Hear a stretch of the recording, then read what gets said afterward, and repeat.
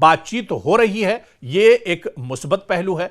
पूरी दुनिया की निगाहें इस बातचीत पर टिकी हैं और हम या दुनिया का हर शहरी, हर कोई यही चाहता है कि जंग नहीं होनी चाहिए, क्योंकि जंग मसले का हल नहीं है। जंग से तो सिर्फ खून खराबा होता है, इंसानी जानों का ज़िया होता है, लोग यहां पर मारे जाते हैं, लोगों का कत्लेआम होता है। इस वजह से जंग रुकनी चाहिए और किसी नतीजे पर इस बातचीत को पहुंचना चाहिए। हालांकि जो शराइत अमेरिका और इजराइल ने रखे हैं वो शराइत इतने आसान नजर नहीं आते हैं जिस पर अमेरिका हामी भरे या फिर ईरान इतनी आसानी से हामी भर लेगा। एक बातचीत का लेकिन दौर शुरू हो रहा है। यह सबसे बड़ी बात यह है कि एक टेबल पर अमेरिका और ईरान 40 दिनों के बाद बैठेंगे, बातचीत का दौर शुरू होगा।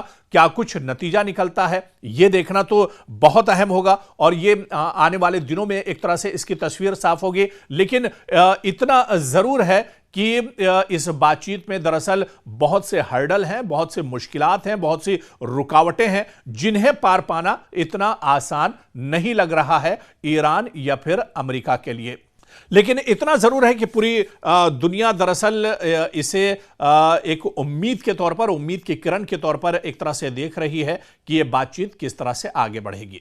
इस बीच एक और बहुत अहम तस्वीर निकलकर सामने आई जो खुद ईरान के स्पीकर कालिबाफ ने दरअसल मीडिया से शेयर की है। और इस तस्वीर में देखा जा सकता है कि जिस फ्लाइट के जरिए से ईरान का वफ्द इस्लामाबाद पहुंचा है उस फ्लाइट का नाम ही मिनाब 168 रखा गया है। दरअसल मिनाब वही जगह है जहां पर जब पहला अटैक इजराइल और अमेरिका की तरफ से 28 फरवरी को ईरान और तेहरान में किया गया था तो मिनाब में जो लड़कियों का स्कूल था उस पर यह हमला हुआ था और उस हमले में 168 लड़कियां शहीद हो गई थी, उनका एक तरह से उनकी मौत हो गई थी। और उन्हीं की याद में दरअसल इस बातचीत को लेकर जो तैयारा इस्लामाबाद में लैंड हुआ है ईरान का, उस तैयारे का नाम दरअसल मिनाब 168 नाम दिया गया है। कहीं ना कहीं उसी हमले से, उसी दर्दनाक हादसे से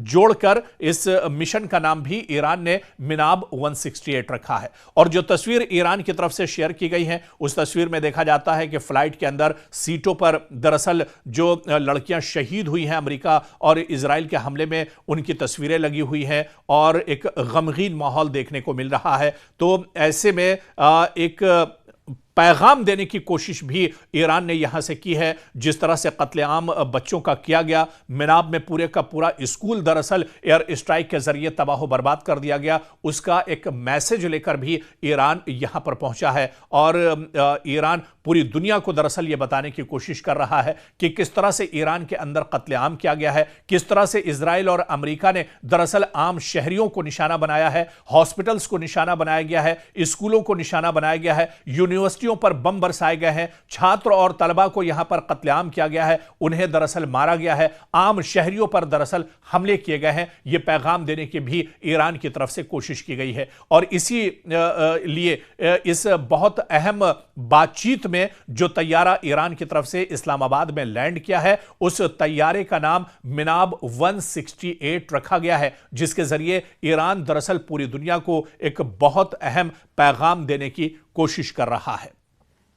तो दरअसल बात जहां से शुरू हुई थी एक तरह से वहीं पर आकर रुकती हुई नजर आ रही है।